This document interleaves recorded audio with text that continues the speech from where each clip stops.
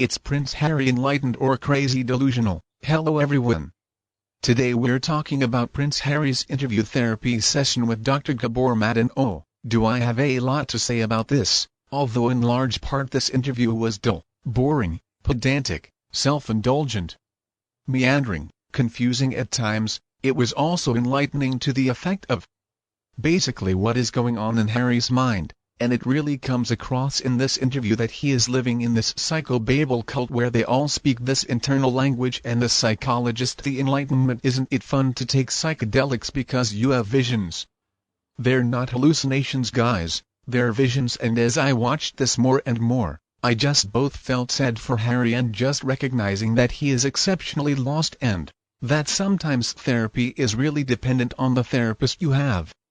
And I really think Harry got some bad advice in this area, and I'm going to tell you guys why I think that and go over a bit of that interview with you. But if you guys haven't been here to Royal News Network before, like I said, my name is Brittany, and on this channel I provide compelling royal commentary about the latest news, and sometimes a little bit of gossip as well. I will be also reviewing television shows and movies and sharing a bit about history too.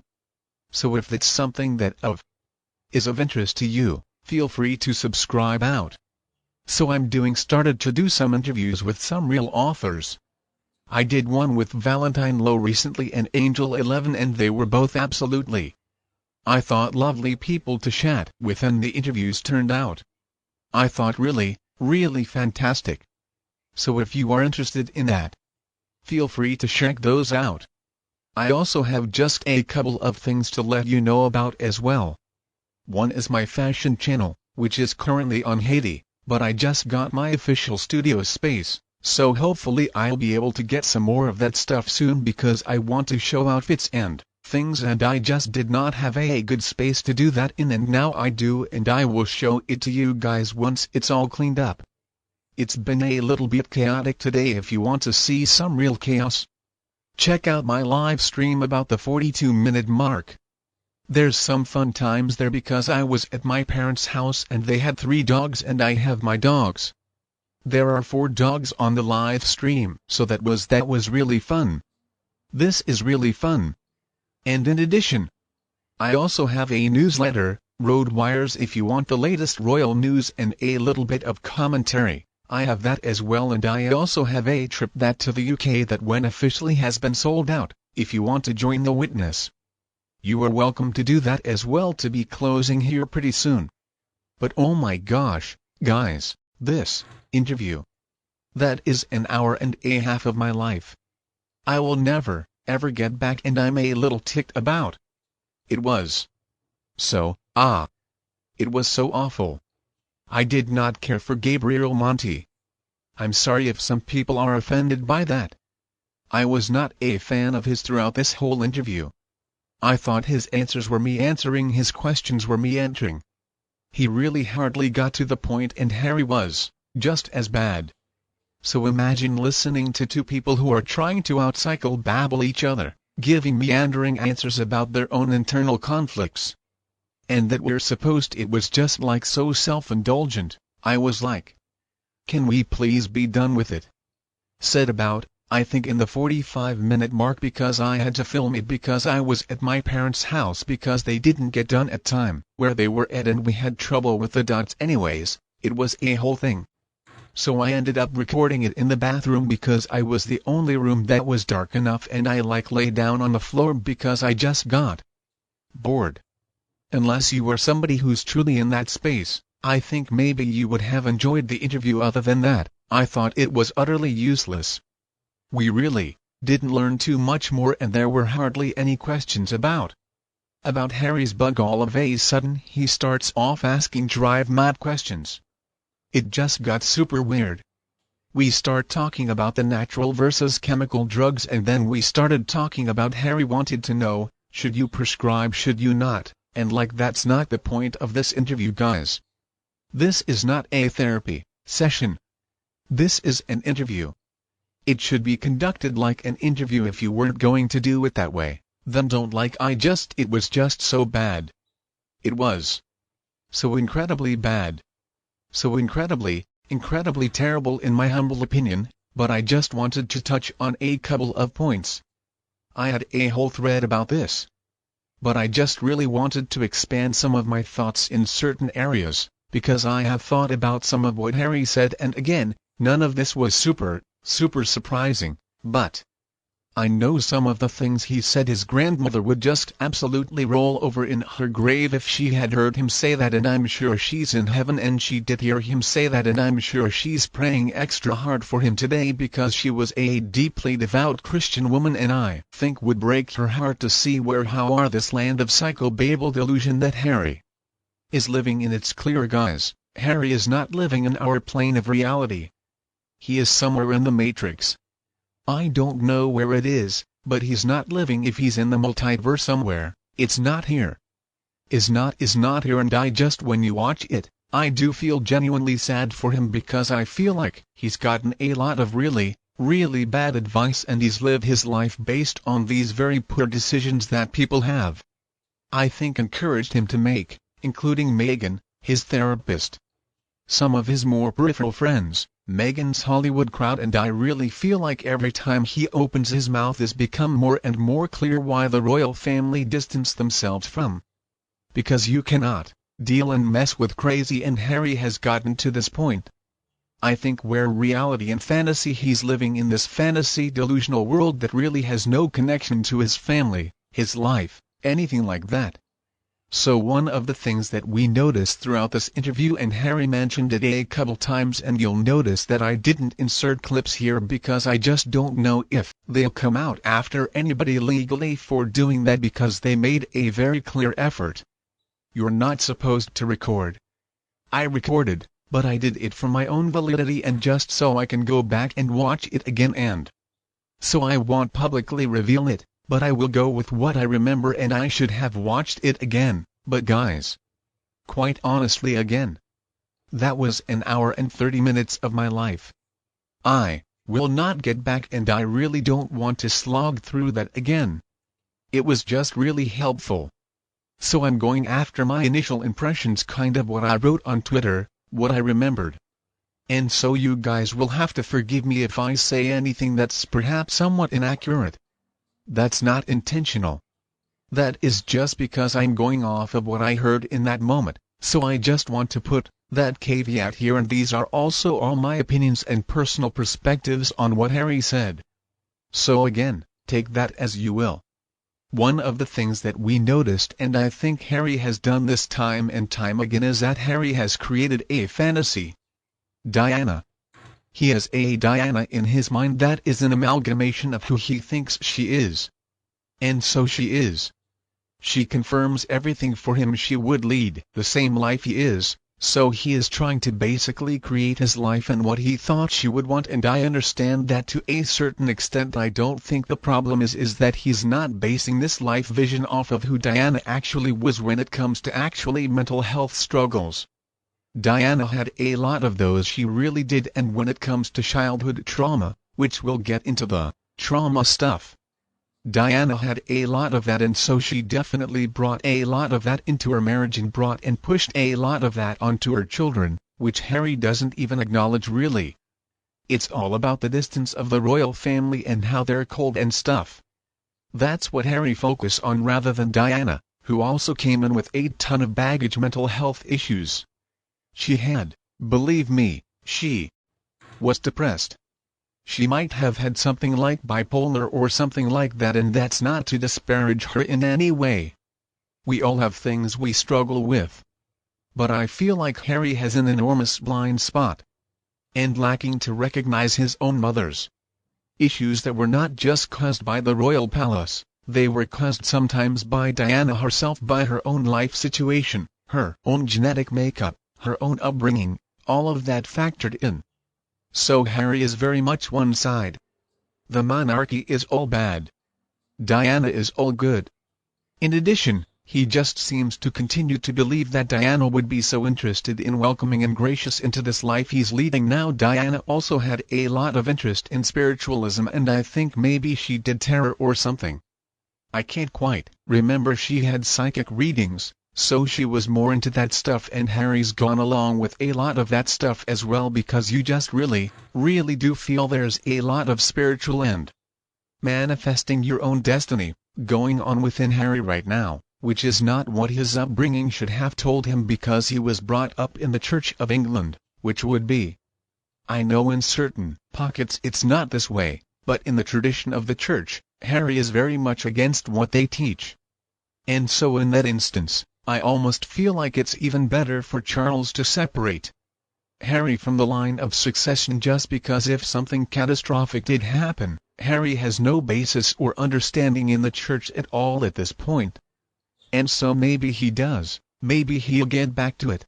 At this point, he's just totally gone. And so this fantasy, Diana, that he has, I mean, he's making all these life choices based on this fanatical fantasy version, and ergo everything is going wrong, I think, because he didn't do the thing he should have done, which is actually see her as a human being, not an AI function that is perfect in perfection.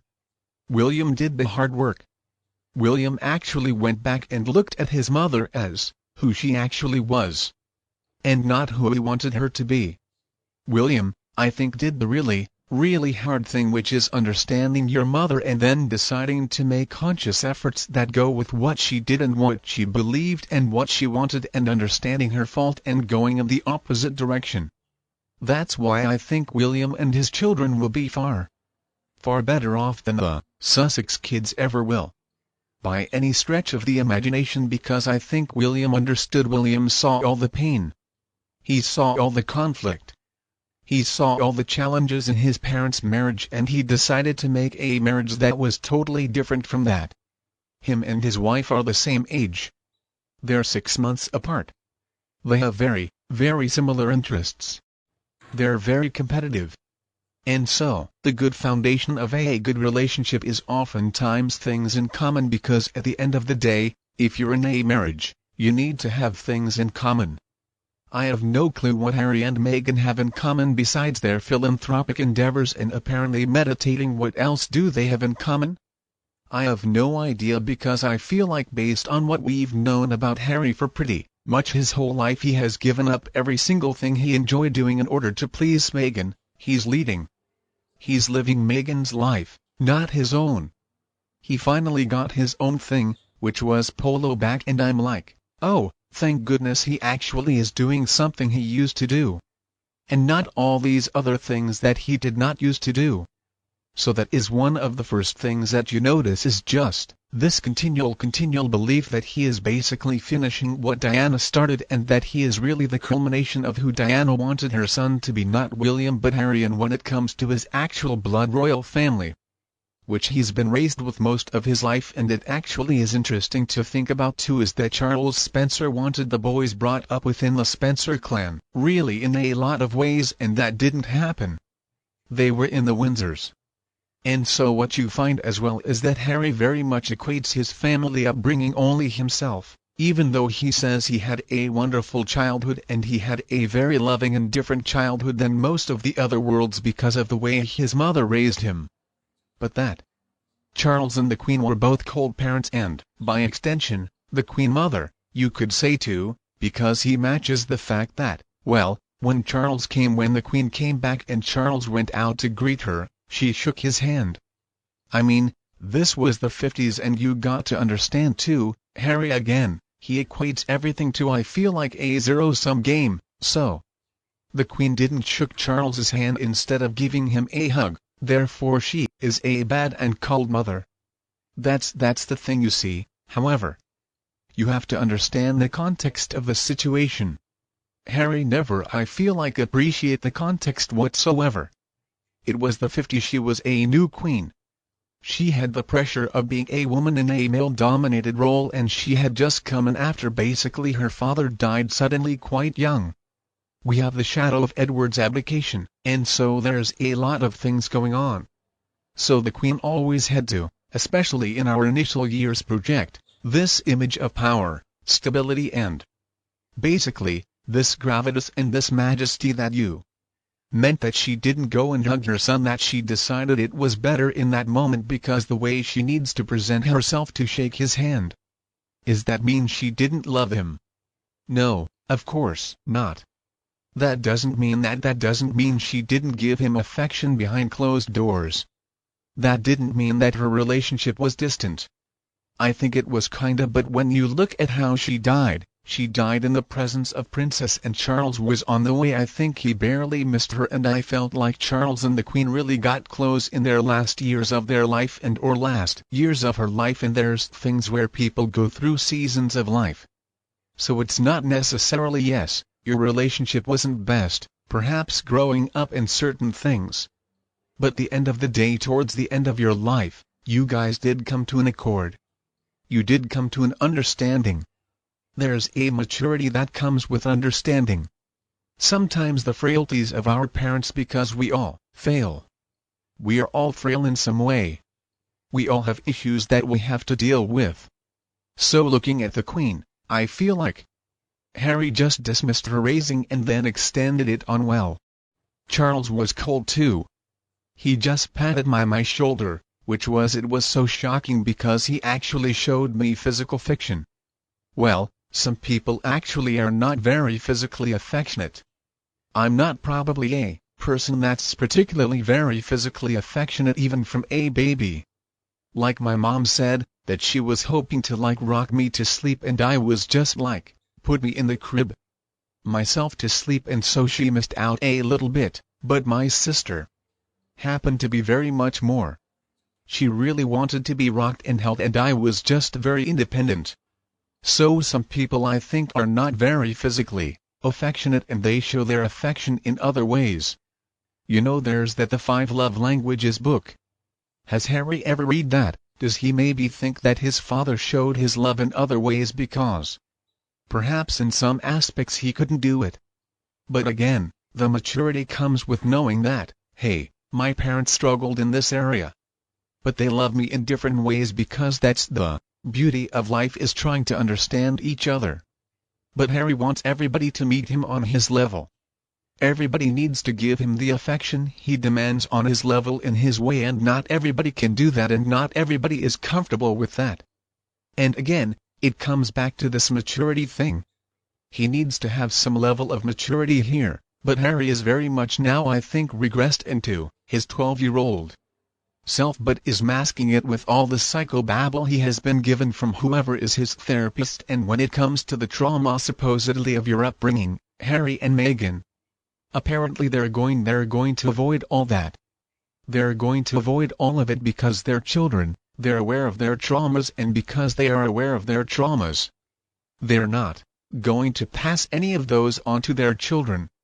I'm like, well, that sounds like a fantasy, because we all have traumas to a certain extent, I think very, very varying levels. And it was weird because Dr. Matt actually said, well, there's different levels of trauma, but I felt like everything equated. I felt like there wasn't really much of a difference between what he decided was trauma and not, even though he gave it different levels. And so I was like, well, all kind of sounds like the same thing to me. Again, it was the whole interview was almost hard to follow because it was so like the language was so different. In some ways, it's like I felt like I was in a therapy session with two guys trying to out-therapize each other. It was just ridiculous. And so this idea that him and Meghan are not going to give any trauma to their children. Basically, I think he sort of acknowledged that maybe, well, maybe, they'll pick up on something. So I'm like, okay, number one, you have no relationship with your family. Do you not think that's going to be traumatizing on your children at some point? You need what I hate to use, but it's like you just want to shake him, because it's like, do you not understand that what you're doing right now might lay a foundation for your kids actually really despising you in the future, because they're like, hey, my great-grandmother was the Queen of England and I only met her one stinking time really, and then you may also think too my grandfather was king. I haven't even talked to him. Like, what is the deal? And then you find out and you might get kids. Unfortunately for Harry and Meghan, not for the rest of the world, but for Harry and Meghan, who what I see my parents is highly dysfunctional. And I want to be better than them. So I'm going to investigate, and oh my gosh, guess what? There's a better thing out here. There's a better world out here. I don't have to do what my parents. That in fact. The royal family is kind. They're gracious. I don't know what my parents are talking about. That's a risk Carrie and Meghan are playing here, and because right now, yeah, your kids are valuable. They believe everything you say, but at some point some people do reject what their parents have told them, and they may come to really, really resent their parents, and that may cause a lot of trauma within their family. I hope it doesn't, but I would be really, especially as a historian loves history. I'd be so angry if my parents kept me away from my great-grandmother. I'd be so angry as an adult. I'd be so resentful because I'm like, how dare you, for your own selfish reasons, keep me away from them? There wasn't any good reason. You've told me time and time again how wonderful she was. Why couldn't I be there? Why can I spend a little bit of time? I don't even have a picture with her. I don't have that picture with all the great-grandkids and that thing. I'm not there. Why am I not there, Mom and Dad? Why am I not there? And they'll have to answer that. And again, some of the things that may roll through, and they may have certain beliefs, but at the same time, kids do rebel against their parents' beliefs, and that could definitely happen with Archie and Little Bit, not to mention the fact they're cooped up in their house all the time. We never, ever see them take their kids out at all, and I think I know why, because another thing Harry revealed in this interview, that's that it is sometimes good to just scream into a pillow if you're so frustrated. You can just scream into it, and we let our kids do something similar if they have an outburst. We just let them air it out, and then we talk to them. I don't know if you've ever seen a toddler do that in the store. It's not pretty.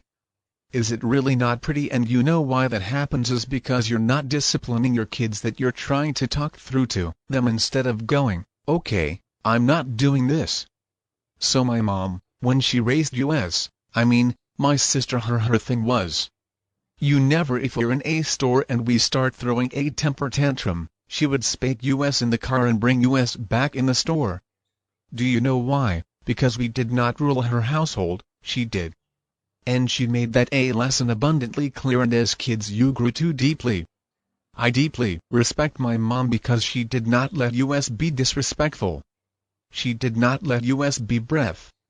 And I imagine that the reason we don't see RT a little bit out much is because I imagine they have a lot of meltdown screaming sessions because their parents said that's okay, and then they'll go and talk to them. But the thing is at some point that no longer works, and there was a really disturbing story here in the United States of this teacher, and this guy has developmental disabilities allegedly. So that may explain some of it, but not all of it. And there's questions about how exactly this transpired, but he attacked her. He's like 6'5", 340.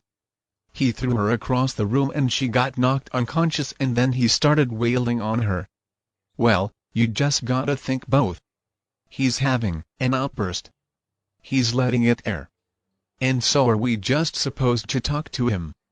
Again, it wouldn't quite happen with Archie a little bit, but if you raise your kids to think it's okay to throw a screaming fit and that you can just think you can talk them down after a while, that's not going to work, and at some point they are going to get big enough where they are actually going to.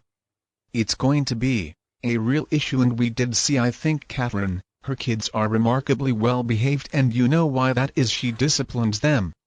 And I think she does, and I think William does. They don't leave it to the nanny, because if the nanny was the one disciplining, then we would see a meltdown session with the kids. We've never seen that. Louis had got a bit rambunctious during the pageant, and I was there. Was 2.5 hours long. It should have ended at an hour and a half. It went on so long. And I understand that his reason why he got a little bit upset and just had so much energy and he started acting out. That's a child.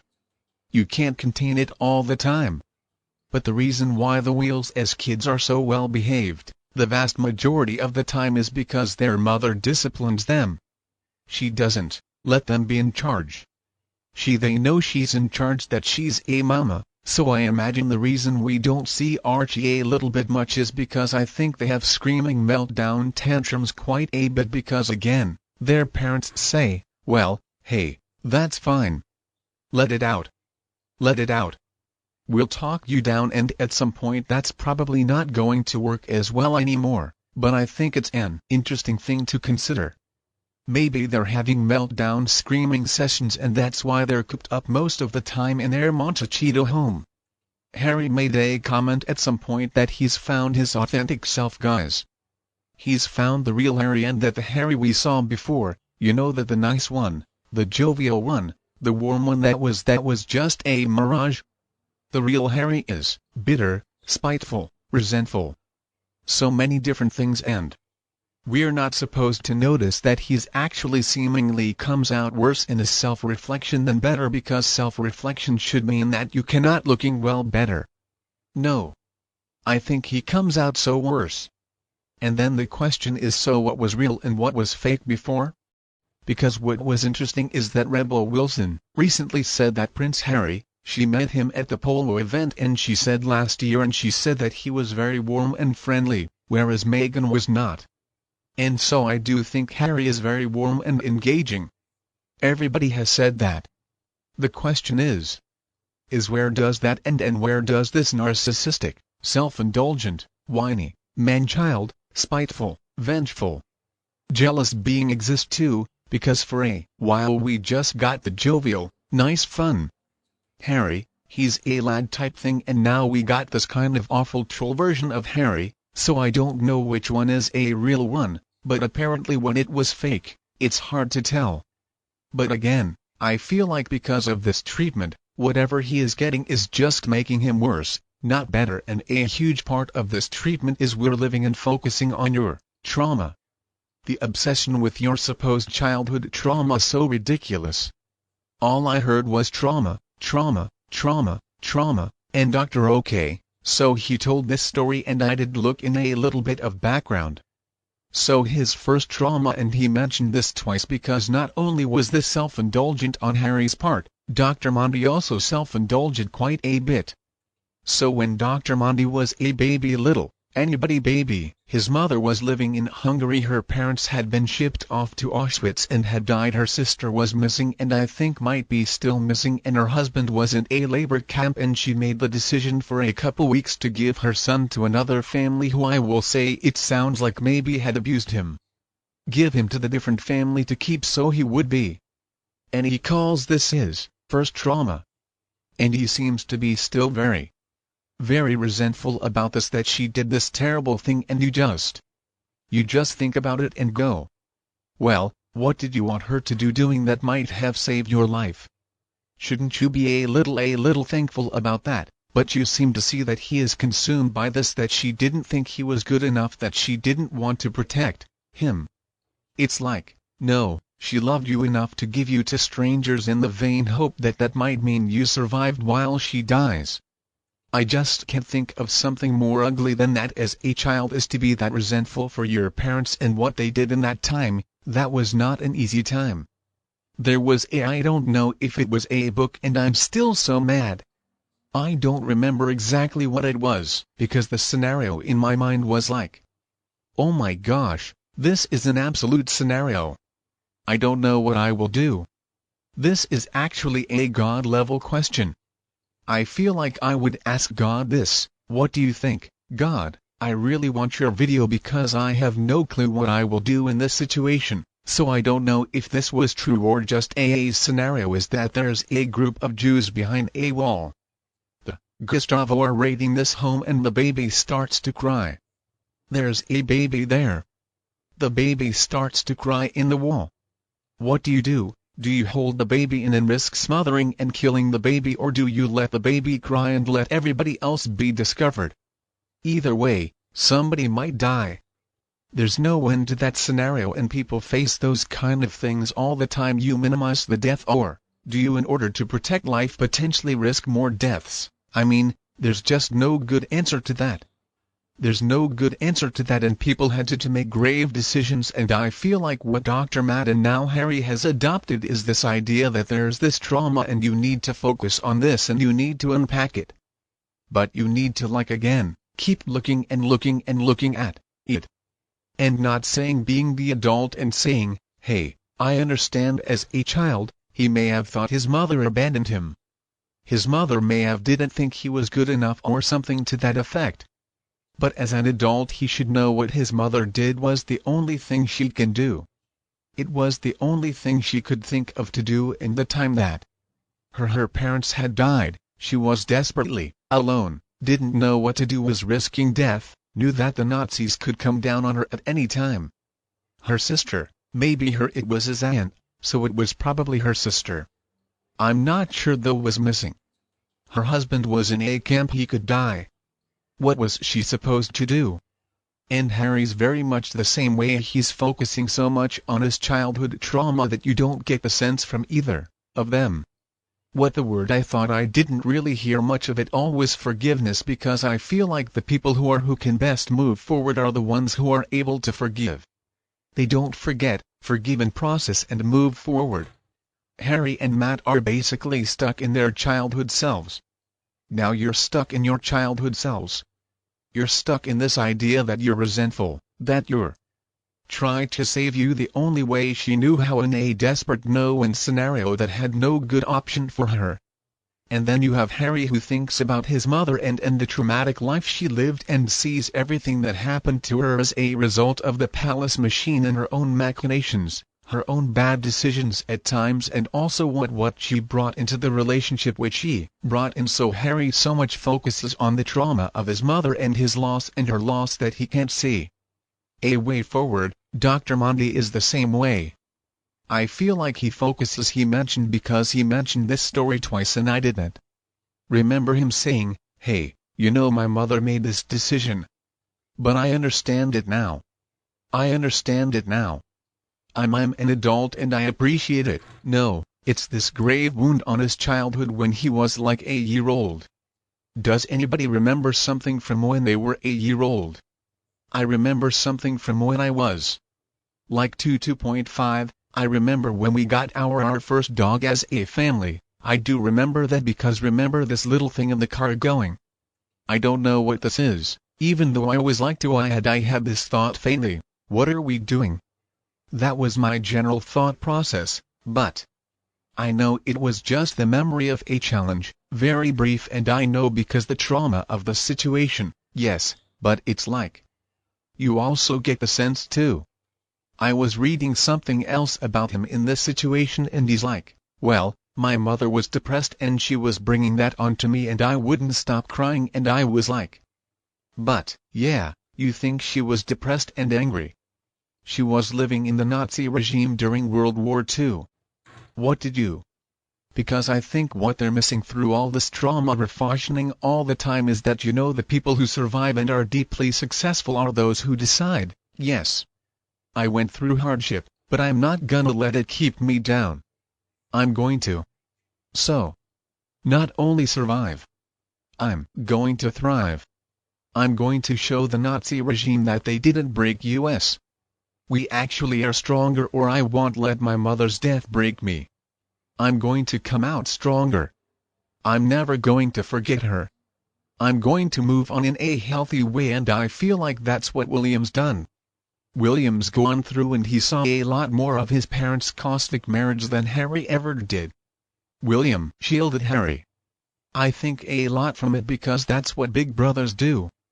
So William was aware of it and he's decided, I'm not going to let this drag me down. I'm not going to let this loss define my life.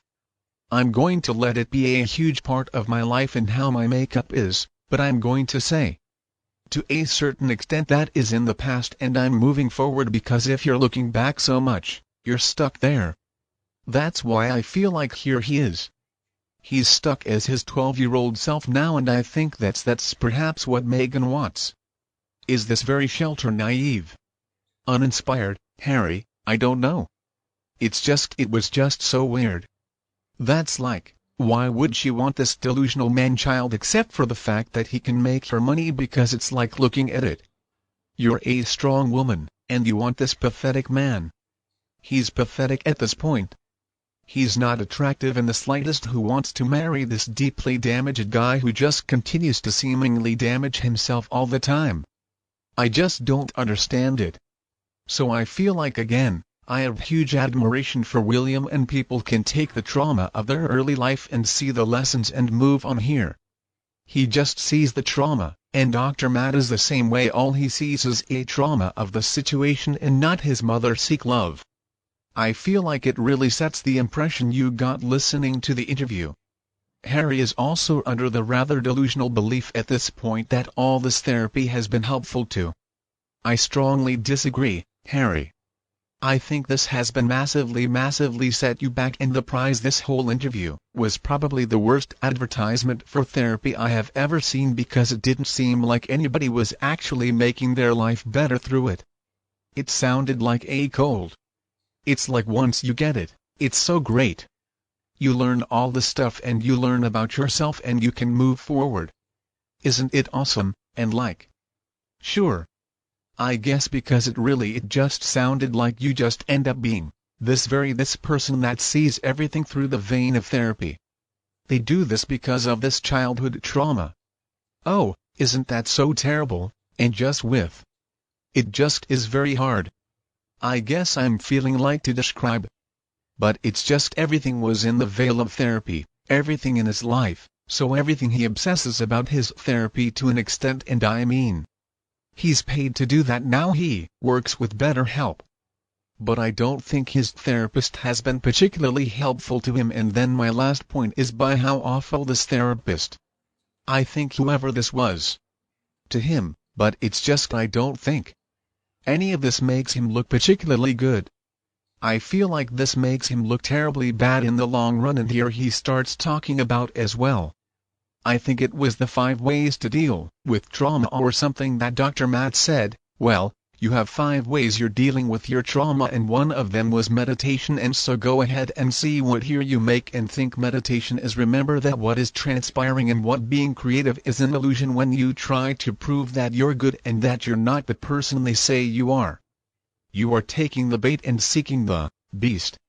It is an illusion. Your work is not to prove your goodness.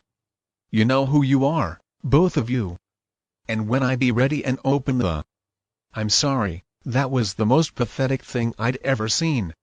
Somebody is not who you say you are. Remember this. And I'm like, that's just literally what you do in a meditation, as you think about how terrible the media is to you and how that's not really you. I'm like, oh, Harry. Your grandmother would be rolling over in her grave as she heard you talk about that Her Majesty was a deeply devout woman. And Harry also mentioned that, well, my family doesn't do enough meditation. No, Harry, your grandmother prayed. That there's a difference there. Your grandmother prayed to a higher being. She didn't think about how the press wasn't nice for that day, or how her sons were swabbing, and oh, I need somebody to tell me, to guide me through how to process this. No, she prayed. She was a deeply devout woman. I have no doubt she prayed every day for wisdom, for strength, for guidance. She prayed to a higher power, and the meditation I see in that little thing from Harry Meghan is completely self-indulgent.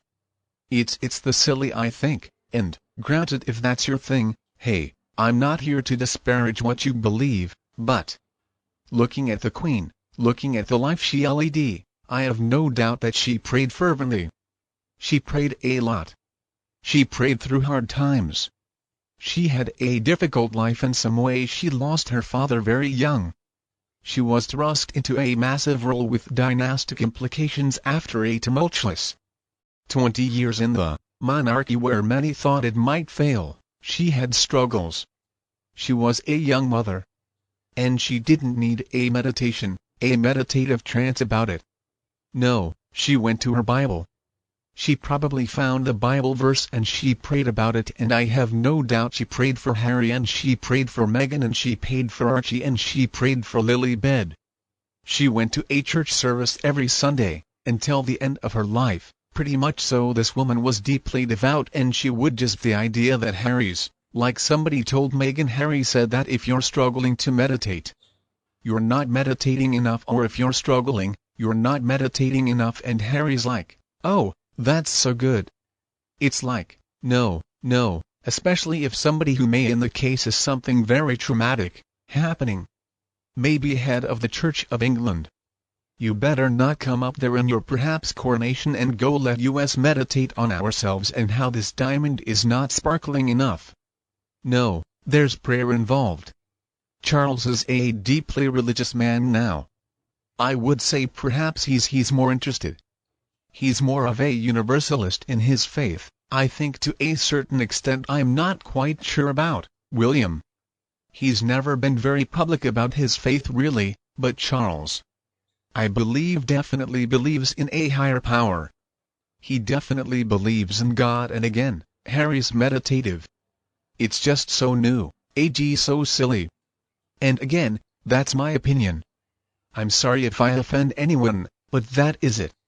And here he also takes psychedelics, guys, and he believes he has visions from them, and so does Dr. Monty is really into this, and apparently there was a Times of London piece, and of course Harry loves rag on the British press, and they said, well, this drug, he believes in hallucinations, and Dr. Matt is like, no, I believe in visions.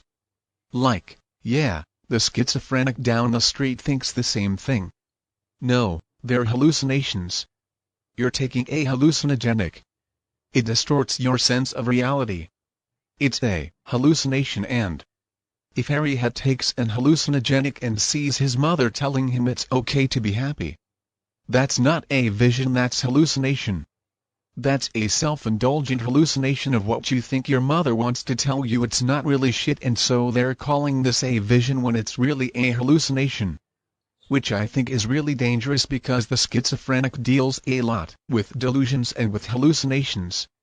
And so as a schizophrenia goes, well, I really see that the house is on fire, or that I need to put that house on fire or something. That's what my vision is telling me, so shall I act on that? It was a vision, and it's a vision, not a hallucination. And again, this is a very dangerous, a new age path that Harry is going down here, and I just thought it was just incredibly dangerous to say something like that. I just saw Harry. I'm like, oh, Harry. Just don't we also got more of Meghan as the savior of the world? She saved his life, guys, if he wouldn't be anywhere without her. And again, this is a dangerous notion to have, that you put your entire focus and being into one external person, a flawed person. If you believe in God, God is faultless, and so it makes sense to believe and worship him, whereas Meghan is a deeply damaged person, I think, in a lot of ways. And the other thing we did not ever get clarification on is Meghan ever in therapy, Harry, or are you the only one ever in therapy? I think that is huge. I think that is a massive thing. So he never talks about her being in therapy. She should be in therapy too. I think she is, and I would personally psycho as a narcissist and perhaps a psychopath or a sociopath or something to that effect, because she seems to have a really easy time cutting people out of her life. People who have like a long-standing relationship. So, since she may be in a bit of therapy too, is it just you, because you got the sense too that Harry lives to a certain extent in the amount of fear he thinks he's conquered his fear? But no, I think he lives in fear. Make it in him of something happening to Meghan, of something happening to him. Something happened to his kids. He lives in this fear. That's why he's suing his own father's government over this, and initially his grandmother's government.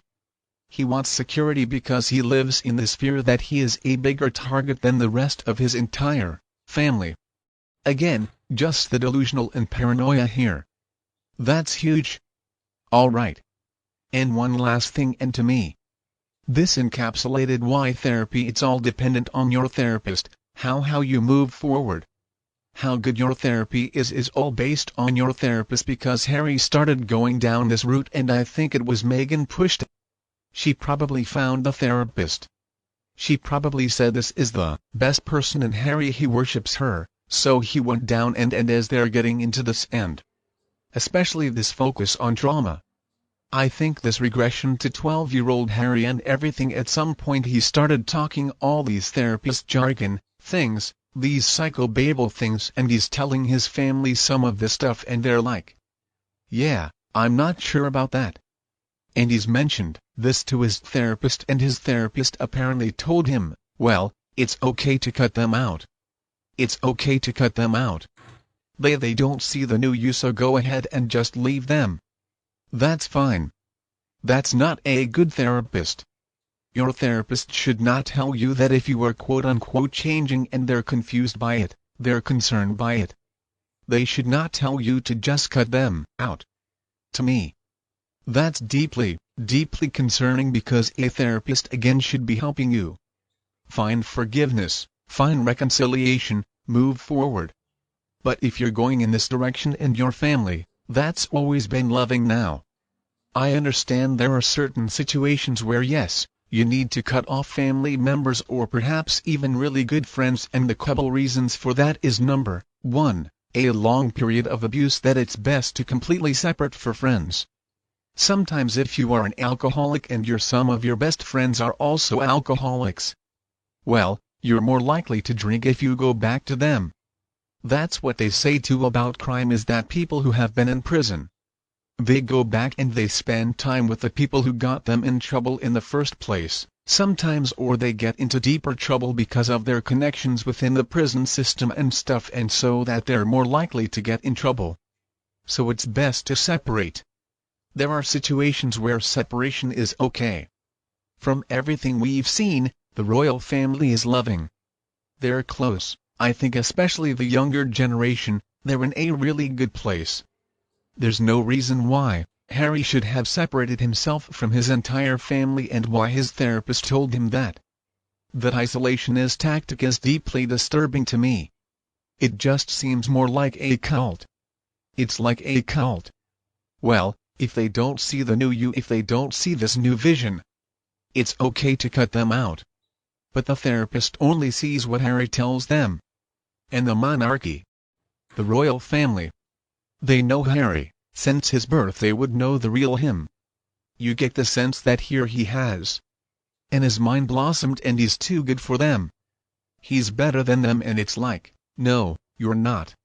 No, you're not, and there's no reason why a close family. Yes, they have their strife.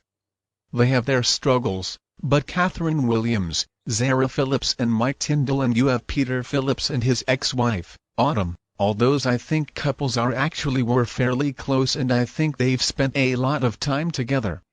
I don't think the Yorks have spent as much time.